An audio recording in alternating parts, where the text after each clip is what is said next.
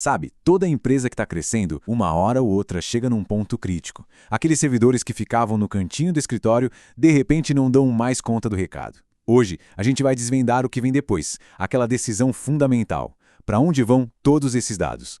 Pois é, esse é o grande dilema. O sucesso de uma empresa acaba gerando um volume de dados tão grande que a infraestrutura local simplesmente não aguenta mais. Chega a ser um sinal de que as coisas vão bem, mas é também um ponto de virada que exige uma decisão bem estratégica sobre o futuro da tecnologia da empresa. E para a gente ter uma ideia do tamanho do problema, olha só esse número, é de cair o queixo. A previsão é que até 2025 o mundo vai gerar 181 zettabytes de dados. Essa explosão de informação é exatamente o motivo pelo qual as empresas precisam de soluções que vão muito, mas muito além da salinha do servidor. Então, no fundo, a escolha é essa: continuar botando dinheiro numa infraestrutura própria que é cara, difícil de gerenciar, de expandir, ou partir para instalações de terceiros, que já oferecem tudo pronto para crescer e com suporte especializado. É a diferença entre fazer um investimento inicial gigantesco e ter um custo mensal que dá para prever. Ok, uma vez que se decide sair de casa, digamos assim, aparece a primeira grande encruzilhada. A empresa deve comprar os próprios equipamentos e só alugar o espaço ou aluga o pacote completo? A primeira opção é o que a gente chama de colocation. Pensa assim, aqui a empresa continua no comando dos equipamentos. Ela compra, é dona dos servidores e aluga só o condomínio do data center, o espaço físico, a energia, o ar-condicionado e a segurança. Mas um detalhe importante: a manutenção desses servidores continua sendo uma tarefa da equipe interna. A outra alternativa na mesa é o servidor dedicado. Nesse modelo, a coisa muda. A empresa aluga o hardware direto do provedor. É um aluguel mesmo. O provedor é o dono do servidor, ele cuida da manutenção, da troca de peças e a empresa paga uma mensalidade por tudo isso, sem dor de cabeça. E aqui está a grande diferença no bolso. O colocation é o que chamamos de CAPEX, uma despesa de capital. É como comprar uma casa, um investimento alto feito de uma vez só. Já o servidor dedicado é OPEX, despesa operacional. É como pagar aluguel, um custo mensal, previsível, sem precisar desembolsar uma fortuna logo de cara. Então, para resumir a ópera, a escolha é a seguinte: colocation te dá controle total, máximo desempenho, mas exige um investimento inicial pesado e mais trabalho de manutenção. Já os servidores dedicados têm um custo inicial baixo, pouca preocupação com manutenção, mas em troca se abre mão de um pouco do controle sobre o hardware. No fim, a decisão depende do que é mais valioso para o negócio naquele momento: controle absoluto ou total conveniência. Beleza? Já achamos uma casa para os servidores. Mas e aí? Não adianta nada eles estarem lá seguros e ligados se não conseguirem conversar com o resto do mundo, né? É aqui que a gente entra no universo da conectividade. E para entender isso, a gente precisa conhecer um conceito-chave: o Data Center Carrier Neutral. Pensa nele como um grande shopping center de conectividade. Em vez de estar amarrado a uma única operadora de internet, esse lugar permite que dezenas de provedores diferentes concorram para oferecer seus serviços ali dentro.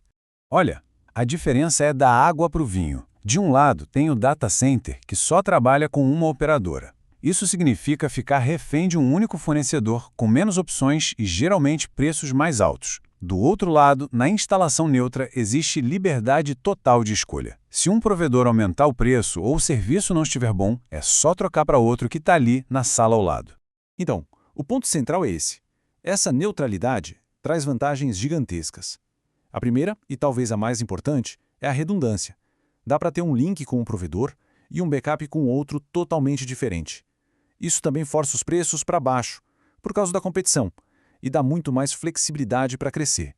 E claro, permite escolher sempre a rota de rede mais rápida e eficiente. Tá, mas como é que essa liberdade toda de escolha acontece na vida real, na prática? Para entender isso, a gente precisa dar um zoom e entrar no coração do data center. Essa é a pergunta de $1 milhão, né? Como é que dezenas de redes diferentes conseguem se plugar nos servidores de uma empresa? Não é mágica, não. Existe uma infraestrutura física bem específica que faz todo esse ecossistema funcionar. E aqui que a gente conhece a Meet Me Room, ou MMR. É literalmente a sala de encontros. É um espaço físico super seguro onde todos os provedores de internet, as operadoras, as redes de nuvem, todo mundo instala seus equipamentos, um do lado do outro. É a verdadeira encruzilhada de dados do data center. E o que faz a ligação na prática? É uma coisa até que bem simples. Um cabo que a gente chama de cross-connect. É um cabo físico, geralmente de fibra ótica, que sai do rack de servidores da empresa e vai direto até o equipamento da operadora escolhida, lá dentro da Meet Me Room. É essa a ponte física que torna a escolha uma realidade. E o benefício disso é nítido. Como é uma conexão física, direta, sem intermediários, o Cross Connect é extremamente rápido e super confiável. Ele basicamente cria um atalho que não passa pela internet pública, o que significa mais segurança, menos atraso na comunicação e, muitas vezes, um custo bem menor. Bom, a gente já entendeu o que acontece com o hardware e com a rede lá dentro do data center. Agora vamos sair um pouco do prédio e olhar para o mapa. Porque sim, a localização geográfica do data center em si é uma baita decisão estratégica. A primeira razão é o desempenho. É pura física, não tem como fugir.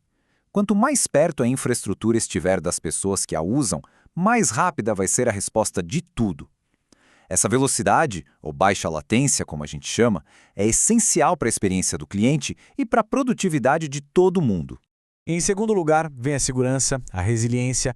Ter data centers em lugares diferentes, geograficamente distantes, é a base de qualquer plano sério de recuperação de desastres. Pensa numa enchente, um apagão que afeta uma cidade inteira. Se toda a operação estiver em um lugar só, o negócio para.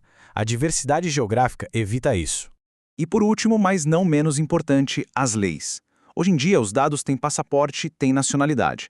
Leis como a LGPD aqui no Brasil ou a GDPR na Europa são super rígidas sobre onde os dados das pessoas podem ser guardados e processados. Então, escolher a localização do data center é também uma decisão de conformidade legal. A gente já cobriu as escolhas de hardware, de rede e de localização. Mas, como tudo em tecnologia, a história não para por aí. O cenário moderno evoluiu e criou alternativas que misturam um pouco de cada um desses modelos tradicionais. Olha só essa evolução. O modelo de colocação tradicional era quase artesanal. Um processo lento, de meses, com investimento inicial enorme e uma carga de trabalho gigante para a equipe interna. A alternativa moderna, como uma nuvem privada hospedada, é tipo um foguete pronto para decolar. É um modelo de despesa operacional, com tudo pronto em minutos e que tira toda a complexidade da gestão física das costas da empresa. E isso tudo nos leva à questão final, que é a que realmente importa hoje. Com a tecnologia tornando tudo tão mais simples de colocar para rodar, a grande decisão estratégica não é mais como fazer, mas sim o quanto de controle eu realmente preciso ter. É preciso encontrar o equilíbrio perfeito entre ter o controle na mão e a conveniência de deixar a complexidade para quem é especialista nisso. E essa, sim, é a pergunta que vai definir o futuro da infraestrutura de qualquer negócio.